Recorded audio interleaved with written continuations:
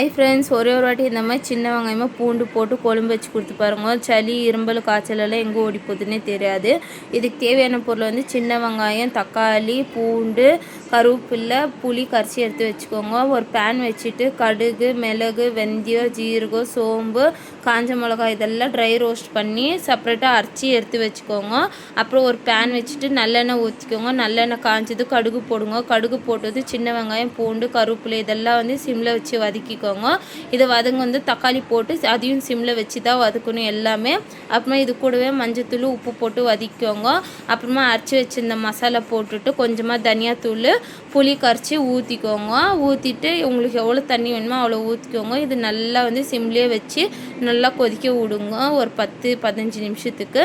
அப்புறமா கொஞ்சமாக வெல்லம் போட்டுட்டு லாஸ்ட்டில் வந்து பெருங்காயம் போட்டு நல்லா எண்ணெய் பிரிஞ்சு வந்துருச்சுனாக்கா குழம்பு ரெடி. இது வந்து கேன்சர் கூட ரொம்ப ரொம்ப நல்லது. வாரத்தில் ஒரு வாட்டி செஞ்சு சாப்பிட்டு பாருங்க. ஓகே, பாய். நெக்ஸ்ட் வீடியோவில் பார்க்கலாம். பாய்.